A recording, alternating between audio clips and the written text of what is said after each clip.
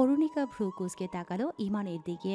ইমান পুনরায় বলল, আমি সেই হিমালয় না যাকে তুমি ভালোবাসো। অরুণিকা স্তব্ধ হয়ে ইমানের দিকে তাকিয়ে রইল। ইমান ক্ষীণ কণ্ঠে বলল, আমার খুব গিল্টি ফিল হচ্ছে নিকা। তোমার অনুভূতি নিয়ে তামাশা করেছি আমি। আমাকে ক্ষমা করে দিও।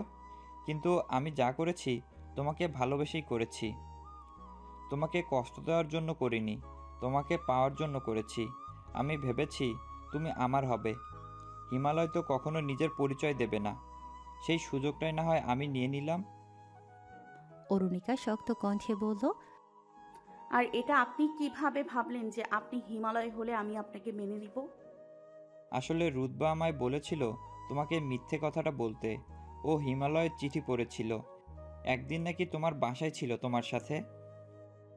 হ্যাঁ, মাতাল হয়ে এসেছিল। ইমান ভ্রু কুঁচকে তাকালো অরুণিকার দিকে, পরক্ষণেই বলল, ওই দিন তুমি ঘুমানোর পর তোমার ফোনে হিমালয়ের চ্যাট পড়ে স্ক্রিনশট দিয়ে নিজের ইনবক্সে পাঠিয়েছিল। পরে ও আমাকে সব সেন্ড করেছিল, তাই আমি সব জানতাম তোমার আর হিমালয়ের মধ্যে কি কি কথা হয়েছে। অরুণিকা ক্ষীণ কণ্ঠে বলল। এসব করে কি লাভটা হয়েছে একটু বলবেন? ইমান চুপ করে রইল। মিনিট খানিক পর বলল, সরি, আমি তোমাকে সরি বললেও কম হবে। যাই হোক, আর কখনো তোমাকে বিরক্ত করব না। এই বলে ইমান বেরিয়ে পড়ল গেট দিয়ে। সেই প্রথম দেখায় অরুণিকার প্রেমে পড়ে গিয়েছিল সে। তার ধূসর চোখজোড়া আটকা পড়েছিল অরুণিকাতে। গলায় চেন, হাতে বেল্ট পরে আসতো সে ক্যাম্পাসে।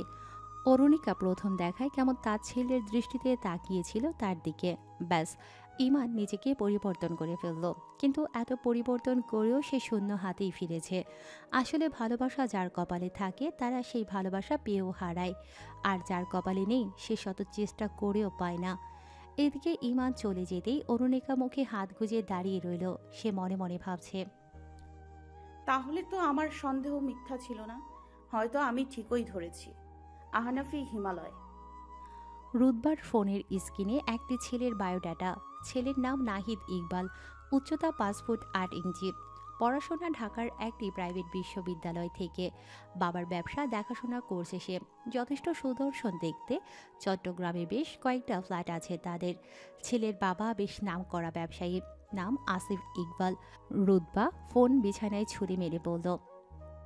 আমি বিয়ে করব না। রুদবার মা রাগী দৃষ্টিতে মেয়ের দিকে তাকিয়ে বললেন, এত ভালো প্রস্তাব ভেস্তে দেব? কখনো না। শিল্পপতির ঘরে বউ হওয়া চারটিখানি কথা না। আমি তুর্যকে ভালোবাসি মা। মেয়ের গালে সজোরে চর বসিয়ে দিলেন মিসেস খাদিজা।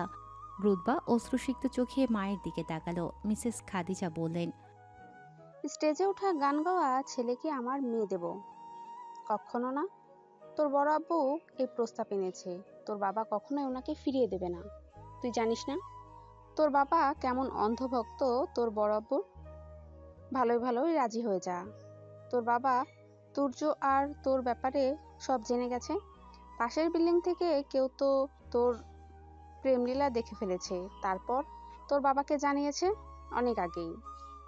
তোর বাবা এসব জেনে গিয়েছিল, কিন্তু ভালো প্রস্তাবের অপেক্ষায় ছিল। এখন ভালো প্রস্তাব এসেছে, ব্যাস এটাই আমাদের শেষ সিদ্ধান্ত। রুদবা হাত জোর করে মায়ের সামনে বসে বলল। প্লিজ মা, আমি অন্য কাউকে বিয়ে করব না। বাইরে থেকে আমানুল্লাহ ইসলাম চেঁচিয়ে বললেন,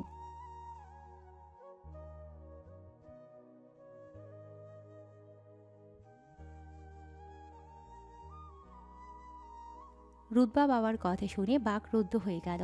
তার সামনে এই বিয়েতে হ্যাঁ বলা ছাড়া আর কোনো পথই খোলা নেই। তুর্য তো তাকে ভালোই বাসে না। সে ভেবেছিল আবার তুর্যের মন জয় করে নেবে, কিন্তু তার বাবা মা তো সেই সময়টাও তাকে দিচ্ছে না। এখন তো তুর্যের ভরসায় বাসা ছেড়ে যাওয়ারও উপায় নেই। রুদবার নীরব আর্তনাদ চার দেয়ালেই আটকা পড়ে গেল। হাত জোর করে কাঁদতে লাগলো সে। সৃষ্টিকর্তার কাছে নিজের পাপের জন্য ক্ষমা চাইতে লাগলো। কিন্তু সময়টা এখন প্রায়শ্চিত্তের। শেষমেশ বাধ্য হয়ে রাজি হতেই হলো রুদবাকে। কলিং বেলের শব্দ শুনে দরজা খুলল অরুণিকা। দরজার ওপারে রুদবাকে দেখে ভ্রু কুঁচকে তাকালো সে। রুদবা মাথা নিচু করে বলল, অরু, তোর সাথে আমার কিছু কথা ছিল। অরুণিকা রাগী স্বরে বলল, আমার অনুভূতির তামাশা বানিয়ে এখন তুই কথা বলতে এসেছিস? রুদ্বা চমকে তাকালো অরুণিকার দিকে। অরুণিকা বলল, ইমান আমাকে সব বলেছে। তুই হিমালয়ের চিঠি পড়ে সব ওনাকে বলেছিস। আবার আমার ফোন থেকে চ্যাট চুরি করেছিস। ছি! এতটুকুই জানলি? কেন, আরো কিছু করেছিস নাকি? আহনাফ স্যারকে ভুল বুঝেছিস তুই। অরুণিকা ভ্রু কুঁচকে তাকালো। রুদ্বা অরুণিকার হাত ধরে ফুপিয়ে কেঁদে উঠল। Sorry, I am really sorry. আমি জয়িতা আপুর কথায় তোর আর আহনাফ স্যারের সম্পর্কে ঝামেলা করেছি। আহনাফ স্যার তোকে অনেক ভালোবাসে। আমি দুজন ভালোবাসার মানুষকে আলাদা করেছি। জয়িতা আপুর কথায় সেদিন আমি তোর হোস্টেলের রুমের চাবি নিয়ে ক্যামেরা সেট করেছিলাম। তুর্যের ফোন থেকে জয়িতা আপুর কথা মতো আহনাফ স্যারের ফোনে মেসেজ পাঠিয়েছিলাম। আহনাফ স্যার তোকে ড্রাগস দেননি। জয়িতাপু ইচ্ছে করে ড্রিঙ্কস পার্টির আয়োজন করেছে। উনি জানতো আহনাফ স্যার তোর জন্য গ্লাস নিয়ে যাবে, আর তুই মনে করবি সব স্যারের প্ল্যান। পিকনিকে যাওয়ার আগে ইমান ভাইয়া তোকে প্রপোজ করেছিল। আমি তাই আমার সেকশনের মেয়েদের বলেছি তোর সাথে কথা না বলতে, যাতে তুই কারো পাত্তা না পেয়ে ইমান ভাইয়ার সাথে কথা বলিস। সরি অরু। আহনাফ স্যার তো সেদিন আমাকে বলেছিল তোকে রুমে নিয়ে যেতে, কিন্তু আমিই যাইনি। আহনাফ স্যার আর তোর ভিডিও বানিয়েছিল জয়িতা আপু। স্যার হয়তো এই জন্যই তোকে ডিভোর্স লেটার পাঠিয়েছেন। ওনার প্ল্যান এটাই ছিল। উনি ভিডিও ভাইরাল করবে বলে ব্ল্যাকমেল করার জন্যই তোর ভিডিওটা বানিয়েছিল। রুদ্বা অরুণিকার সামনে হাঁটু গেড়ে বসে বলল, আমি তুর্যকে খুব ভালোবেসে ফেলেছি। তুই আমাকে এত বারণ করার পরেও আমি তোকে বিশ্বাস করিনি। আমি শুধু ওনাকে বিশ্বাস করেছি, আর উনি আমাকে চরমভাবে ঠকিয়েছেন। আল্লাহ আমাকে কেমন কষ্ট দিচ্ছে অরু। আমার বুকটা ফেটে যাচ্ছে। আমি যে মানুষটাকে খুব করে চাই। অরুণিকার চোখে অশ্রু ভিড় করল। নিজের হাতের দিকে তাকালো সে। এই হাতেই আহনাবের গালে চড় মেরেছিল সে। আহনাবের শুকনো মুখ চোখের সামনে ভেসে উঠতেই কেমন ফাঁকা ফাঁকা লাগছে তার। রুদ্বার দিকে ঘৃণা চোখে তাকালো অরুণিকা। টেনে উঠালো তাকে, দাঁতে দাঁত পিষে বলল, আই হেট ইউ। আমি দোয়া করব তোর জীবনে ঠিক একই অবস্থা হোক, তোর সংসার হোক, কিন্তু সেই সংসারে শান্তি না থাকুক। আমার জীবনে একটু শান্তির আলো এসেছিল, তুই সেটাও নিভিয়ে দিলি। তুই আমার বেস্ট ফ্রেন্ড। নো, তোর মতো মেয়ে বেস্ট না, এনিমি হয়। আমার ফ্রেন্ডশিপ থেকে বিশ্বাস উঠে গেছে আজ। তুর্য তোর জীবনে কদিনের মানুষ ছিল? আহনাফের সাথে আমার সম্পর্ক জন্মের পর থেকে। তুই তোর দুদিনের প্রেমের মোহে আমার অনেক বছরের সম্পর্ক শেষ করে দিয়েছিস। তোকে আমি কখনো ক্ষমা করব না। রুদ্বার মুখের উপর দরজা বন্ধ করে দিল অরুণিকা। এদিকে রুদ্বা এখনও ফুপিয়ে কাঁদছে। নিজেকে নিকৃষ্ট মনে হচ্ছে তার। কিভাবে করবে সে এই পাপের প্রায়শ্চিত্ত? ছাদের এক কোণে চোখ বুজে চুপচাপ বসে আছে আহনাফ। কাঁধে কারো স্পর্শ পেতেই চোখ খুলে দেখল তুর্য তার সামনে এসে বসেছে। তার হাতে গিটার। আহনাফ সৌজন্যমূলক হাসি ফেরত দিল। বাকিরাও ছাদে উঠেছে। তারা আহনাফকে ঘিরে বসল। তুর্য জিজ্ঞেস করল, আমাকে কি এখনো ভুল বুঝছিস? আহনাফ শুকনো হেসে বলল, তোর তো এখানে কোনো দোষ নেই, সব তো জয়িতা আর রুদ্বা করেছে। রোদবা আমার কারণে এত সাহস পেয়েছে। থাক, যা হওয়ার হয়ে গেছে, এসব আর মনে রাখতে চাই না আমি। তাহমিদ বলল। আহনাফ চুপ করে রইল। আরাব বলল, সমস্যার সমাধান করা যায়। আহু, যা হয়েছে। আহনাফ আরাফকে থামিয়ে দিয়ে বলল, ওরু কখনো আমাকে ভালোবাসেনি। ও আমাকে নিজের যোগ্যই মনে করে না। আমার সবচেয়ে বড় উইক পয়েন্ট আমার জন্ম পরিচয়। আমি না ওটা পরিবর্তন করতে পারবো, না পারবো ওর যোগ্য হতে। আমি তো শুধু শুধু ওকে আটকে রেখেছি এই সম্পর্কে। ইভান বলল, একবার ডিভোর্স হয়ে গেলে সম্পর্কটা চাইলেও আর জোড়া লাগানো সম্ভব না। ইমন বলল, হ্যাঁ, কাল মা আর বাবা তোদের ব্যাপারে আলাপ করছিল। শুনলাম তখন নাকি অনেক কাহিনী করা লাগে। এটাও নাকি সঠিক না, গুনাহ বেশি হয় তখন। হারাম হয়ে গেলে ভালোবাসতেও বাধা আসবে। তার চেয়ে আলাদা থাক, অ্যাটলিস্ট সময় দে নিজেদের। আহনাফ ক্ষীণ কণ্ঠে বলল, আমি অরুর ভবিষ্যৎ থামিয়ে রেখেছি। আমি ওকে মুক্তি দেব। ও যদি আমাকে ভালোবাসতো আমি না হয় ভেবে দেখতাম। ও তো ভালোবাসেই না, ইমানকে ওর যোগ্য মনে করছে। তাহমিদ বলল। আহনাফ উঠে দাঁড়িয়ে বলল, আমি মানুষ তো, আমিও আঘাত পাই। ওর কথা আমাকে ভেতর থেকে মেরে ফেলেছে। আমি তাই আমার সিদ্ধান্ত পরিবর্তন করতে চাই না। আহনাফ এই বলে ছাদ থেকে নেমে পড়ল। বাকিরা চুপচাপ বসে আছে। তুর্য এরই মধ্যে গিটারের সুর তুলল। নীরবতার মাঝে তুর্যের গিটারের সুর বিষণ্ণতা ছড়িয়ে দিয়েছে।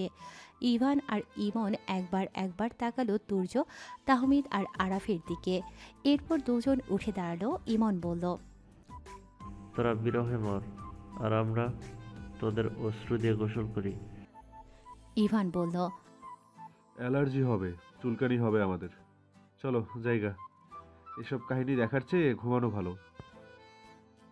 তুর্য গিটার পাশে রেখে বলল, যেদিন তোর জীবনে ঝড় উঠবে সেদিন আমরা সবাই হাসব। ইভান চোখ ছোট করে তাকালো তুর্যের দিকে। ইমন বলল, আমাকে বদদোয়া দিস না, আমি এসব ঝামেলায় জড়াতে চাই না। সোজা বাবা মার পছন্দে বিয়ে করে লাইফ সেট করব, প্যারাটারা নাই আর। আজ নতুন বাসায় উঠেছে শাহবাজ খান ও আতকিয়া জাহান। অরুণিকা নিজের ঘর পরিষ্কার করছে। অনেকক্ষণ হলো দরজায় কেউ কড়া নাড়ছে, কিন্তু কারো কান অবধি যাচ্ছে না সেই আওয়াজ, যদিও এখনও বেল বসানো হয়নি। এবার কড়া নাড়ার শব্দ আরও ভারী হলো। শব্দ শুনে কপালের ঘাম মুছতে মুছতেই ছুটে এলেন আতকিয়া জাহান। দরজা খুলতেই রুহানিকে দেখে তার মুখে হাসি ফুটল। জড়িয়ে ধরার জন্য এগিয়ে এলেন তিনি। রুহানি মায়ের সামনে হাত থামিয়ে বলল, ছুবে না আমাকে, পচা গন্ধ আসছে আমার শরীর থেকে। আতকিয়া জাহান অবাক হয়ে মেয়ের দিকে তাকালেন। রুহানি ভাবলেশীন মুখে ঘরে ঢুকল। শাহবাজ খান ঘর গোছাতে স্ত্রীকে সাহায্য করছিলেন। তিনি মেয়েকে দেখে এগিয়ে এলেন। রুহানি মলিন মুখে বাবার দিকে তাকিয়ে রইল। শাহবাজ খান ভ্রুকুচকে জিজ্ঞেস করলেন, কি হলো রুহ? রুহানি ক্ষীণ গলায় বলল, তুমি কি কখনো শুনেছ, যদি কেউ পাপ করে তার পাপের প্রায়শ্চিত্ত যতক্ষণ সে নিজের না করে সে পাপের ভার নামে না। মানে পরের প্রজন্ম সে পাপের বোঝা বই নিয়ে যায়, যেমন আজ তোমার পাপ আমি বইছি। আতকিয়া জাহান মেয়ের বাহু চেপে ধরে বললেন, মাথা ঠিক আছে তোর? রুহানি ক্ষীণ হেসে বলল, মাথা তো ঠিক নেই, আমার মাথা যে বিগড়েছে, এখন আর ঠিক হবে না। শাহবাজ খান বিরক্ত মুখে বললেন, মস্করা করার সময় নেই এখন, অনেক কাজ আছে। আমার জীবনটা যে অন্ধকার করে দিয়েছ তার সমাধান করে তারপর কাজে নেব। আমি কি করেছি? কলিমুদ্দিনকে বাঁচিয়ে আমাকে মেরে ফেলেছ তুমি। শাহবাজ খান ও আতকিয়া জাহান অবাক হয়ে মেয়ের দিকে তাকিয়ে রইলেন। রুহানি অপহরণের পর তার সাথে কী কী ঘটেছে সব বাবা মাকে জানালো। আতকিয়া জাহান সব শুনে ধপ করে সোফায় বসে পড়লেন। শাহবাজ খান স্থির দৃষ্টিতে মেঝের দিকে তাকিয়ে রইলেন। রুহানি ক্ষীণ কণ্ঠে বলল, আরাফের মায়ের সাথে তোমার কি সমস্যা ছিল বাবা? কলিম মামা ওনার সাথে খারাপ কিছু করতে চেয়েছিল আর তুমি তাকে প্রশ্রয় দিলে। আজ মামা বাইরের দেশে সেটেল, বউ বাচ্চা নিয়ে সুখেই আছে, কিন্তু অপমানিত হয়েছে আরাফের মা। নিজের শ্বশুর বাড়িতে মুখ দেখানোর সাহসটুকু ওনার ছিল না, তাই সুইসাইড করে ফেলেছেন। তুমি তো দম্ভের সাথে চলছো। আজ তোমার শ্যালক প্রীতি তোমার উপরে ভারী হয়েছে। অন্যায়ের প্রশ্রয় দিয়েছ বলে আজ আরাফের মায়ের অভিশাপে তোমার মেয়েও সেই ট্যাগ পেয়েছে। তুমি কোন মুখে আরাফের সামনে দাঁড়াবে বাবা? তোমার মেয়েকে তো বিয়ে করে বাঁচিয়েছেও। তুমি আমাকে এমন পরিস্থিতিতে ফেলে দিয়েছো, আমি কোন মুখে মানুষটার সামনে গিয়ে দাঁড়াবো? আমার বাবা তো তার মায়ের অপরাধী। শাহবাজ খান শক্ত হয়ে দাঁড়িয়ে আছেন। তিনি মেয়ের দিকে তাকাতে পারছেন না। রুহানি উত্তর না পেয়ে ভেতরে চলে গেল। এদিকে আতকিয়া জাহান ভেজা দৃষ্টিতে শাহবাজ খানের দিকে তাকালেন। শাহবাজ খান ক্ষীণ কণ্ঠে বললেন, আল্লাহ বিচার করে ফেলেছে। আতকিয়া, আমাদের পাপের শাস্তি আমাদের মেয়েকে দিচ্ছে। আতিকিয়া জাহান বুক চেপে ধরে কাঁদছেন। এই হাহাকার তাদের মনেই আটকা পড়ে গেছে।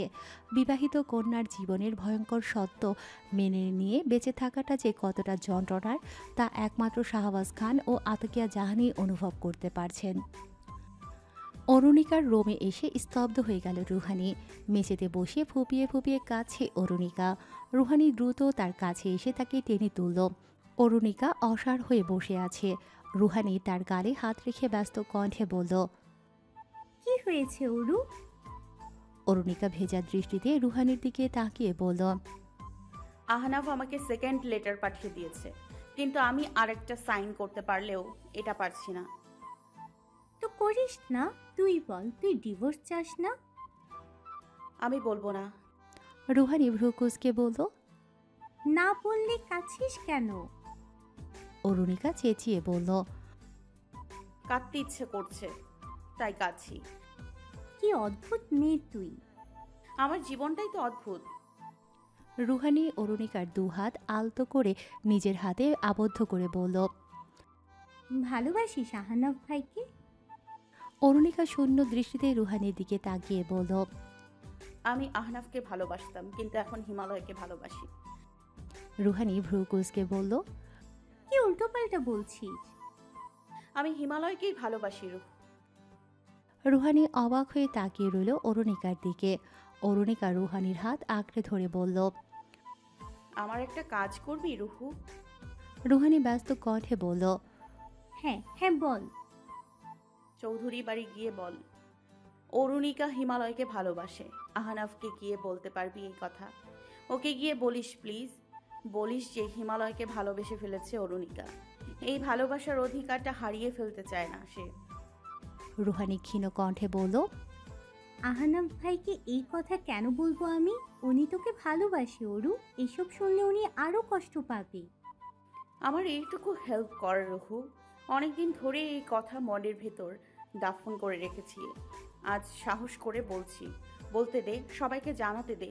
ওকে বল আমি ভালোবাসি হিমালয়কে। রুহানি তাকে আশ্বস্ত করে বলল, আমি বলবো। অরুণিকা স্বস্তির শ্বাস ফেলে মনে মনে বলল, তুমি এবার নিশ্চিত এই ডিভোর্স ক্যান্সেল করবে আহনাফ। তুমি যখন জানতে পারবে আমি দ্বিতীয়বারও সেই তোমারই প্রেমে পড়েছি, তুমি আমাকে ছেড়ে দিতে পারবে না। তুমি আমার কাছে ফিরে আসবে, আবার আমাকে নিজের পরিচয় দেবে। আমি তোমার অপেক্ষায় আছি আহনাফ, আমি অপেক্ষায় আছি তোমার। জ্ঞান ফিরতেই নিজেকে অন্ধকার ঘরে আবিষ্কার করে ভয় পেয়ে গেলেন শিরিন সুলতানা। গলা ফাটিয়ে চিৎকার করলেন বেশ খানিকক্ষণ। কারো সারা শব্দ না পেয়ে থমকে গেলেন তিনি। বাসায় ফেরার জন্য সিএনজি ঠিক করেছিলেন। এরপর মাঝপথে কয়েকজন আগন্তুক গাড়িতে উঠে বসল। এরপরই তিনি জ্ঞান হারিয়েছেন। এখন এই অন্ধকার ঘরে নিজেকে আবিষ্কার করলেন শিরিন সুলতানার শরীর বেশ দুর্বল। তবুও তিনি উঠে দাঁড়ালেন, আশেপাশে হাতড়ালেন। মোটামুটি 7 ফুটের একটি ছোট্ট ঘরে তিনি আবদ্ধ। দেয়াল হাতড়ে বুঝলেন কোনো জানালা নেই এই ঘরে, পুরোটাই ইটের দেয়াল। তাহলে এই ঘরে ঢুকলেন কিভাবে তিনি? এতটা অন্ধকার এই ছোট্ট ঘরটি যে নিজেকেও দেখতে পারছেন না তিনি। দম বন্ধ হয়ে আসছে শিরিন সুলতানার। ভীষণ গরম ঘরটিতে, মাথা ভারী ভারী লাগছে তার। নিজের শরীর হাতড়ালেন তিনি। পরনে আগের সেই জামা, কিন্তু ঘামে ভিজে গেছে। শিরিন সুলতানা এবার জোরে জোরে শ্বাস ছাড়লেন। ঘাম বেয়ে বেয়ে মেঝেতে পড়ছে। বুকে হাত চেপে মেঝেতে বসে পড়লেন তিনি। ভয়ে আল্লাহকে ডাকতে লাগলেন।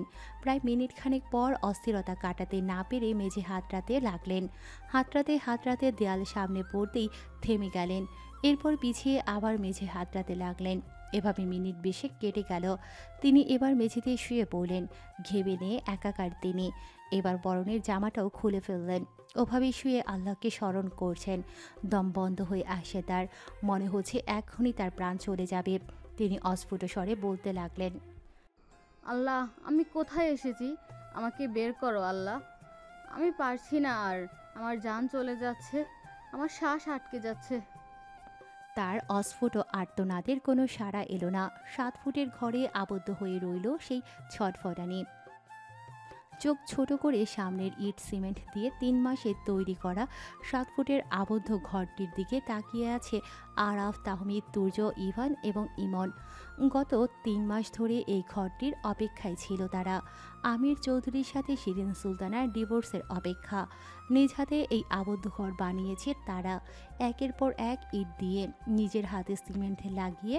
7 ফুট দৈর্ঘ্য, 5 ফুট প্রস্থ, 8 ফুট উচ্চতার কি ভয়ঙ্কর জীবন্ত কবরস্থান। অপহরণের পর শিরিন সুলতানাকে উচ্চমাত্রায় ঘুমের ওষুধ দিয়েছিল আরাফ। সিএনজি ড্রাইভারকে কোর্ট বিল্ডিংয়ের সামনে পাঠানোর ব্যবস্থা করেছিল তুর্য আর ইভান। অপহরণকারী